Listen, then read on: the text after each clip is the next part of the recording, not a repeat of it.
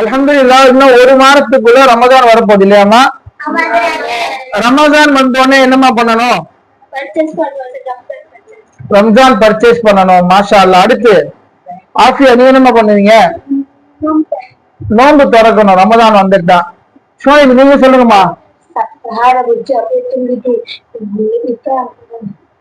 சாறு முடிச்சு தூங்கிட்டு இஃப்தாருக்கு எந்திரிக்கணும். மாஷா அல்லாஹ். கஃபீல், நீ சொல்லுமா. அப்புறம் இஃப்தாருக்கு 6 மணிக்கு எந்திரிப்பீங்க. எந்திரிச்சு அப்புறம் சரி, மாஷா அல்லாஹ். உமர், நீ என்னமா பண்ணுவ? போண்டா பஜ்ஜி சாப்பிடுறதுக்கு நமக்கு ரமதான் வந்திருக்கு. மாஷா அல்லாஹ். சரி, ஆனா இதெல்லாம் ரமதான்ல நம்ம நோன்பு திறக்கும் போது செய்யக்கூடிய ஒரு விஷயம். ஆனா ரமதான்ன்றது இதுக்காக இல்ல. ரமதான்ன்றது ஹதீஸ்ல வருது. ரமதான் வந்துட்டா நபி ஸல்லல்லாஹு அலைஹி வஸல்லம் அவங்க வேட்டையை மடிச்சு கட்டுவாங்க. எப்படி ஒரு ஏதாவது ஒரு போட்டிக்கு நம்ம எப்படி தயாராகுவோம், அது மாதிரி நன்மைகள் நிறைஞ்ச மாதம் இது. குர்ஆன் ஓதுனா சாதாரண மாதத்துல ஓதுறதை விட இந்த ரமதான் மாதத்துல ஓதுனா பல மடங்கு அதிகமான நன்மைகள். ஒரு ஃபர்லான வணக்கங்களுக்கு சாதாரண நேரத்துல தொழுகிறதை விட ரமதான்ல தொழுகிறதுக்கு 27 மடங்கு அதிகமான நன்மை. இது மாதிரி நன்மைகள் நிறைந்த மாசம். அப்ப நபி ஸல்லல்லாஹு அலைஹி வஸல்லம் ஹதீஸ்ல வருது, ரமதான் வந்துட்டா அவங்க வேட்டியை வரிச்சு கட்டிக்கிட்டு அதிகமா இபாதத்துல ஈடுபடுவாங்க. அவங்க மட்டும் தொழுகாம அவங்களுடைய குடும்பத்தார்கள், அவங்களுடைய மனைவிமார்கள், அவங்களுடைய பிள்ளைகள் எல்லாரையும் எழுப்பி என்ன செய்ய சொல்லுவாங்க? சஹர் மட்டும் இல்லப்பா, சஹர் செஞ்சதுக்கு முன்னாடி என்ன பண்ணணும்? தஹஜ்ஜுத் தொழுகணும், இரவு வணக்கங்கள், தராவி தொழுகை போன்ற எல்லா இபாதத்துக்களையும் ஈடுபடணும். அப்போ ரமதான்ல பர்ச்சேஸ் செய்யணுமா இல்ல ரமதானுக்கு முன்னாடி பர்ச்சேஸ் செய்யணுமா? அல்ஹம்துலில்லாஹ். அப்போ இன்னும் நமக்கு ஒரு வாரம் டைம் இருக்கு. அதுக்கு முன்னாடி நம்ம என்ன பண்ணிடணும்? பெருநா துணி எல்லாம்.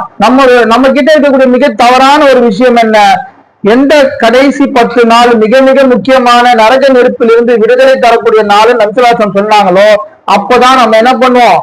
பர்ச்சேஸ் பண்றதுக்கு புறப்படுவோம். கடைசி 10 நாள் லைலத்துல் கத்ரை பெற்றுக்கோன்னு சொன்னாங்க பெருமானார் ஸல்லல்லாஹு அலைஹி வஸல்லம். ஆனா நம்ம ஃபேமிலி சுடிதாரை பெற்றுக்கொள்றதுக்காக எங்க போறோம்?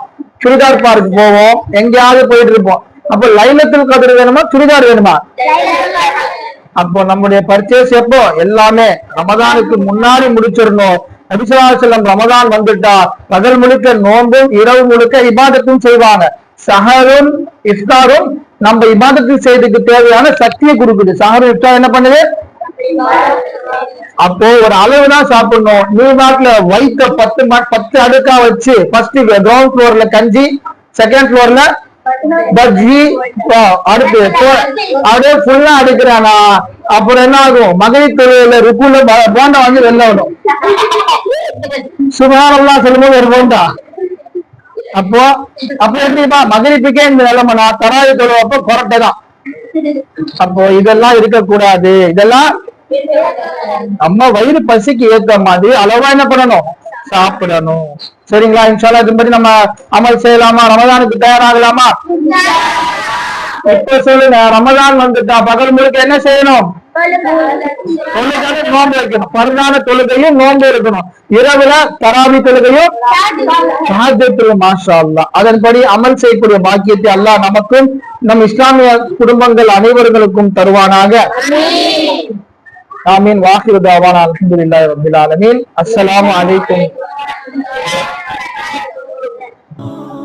عبيدك من شتات في شتات أتاك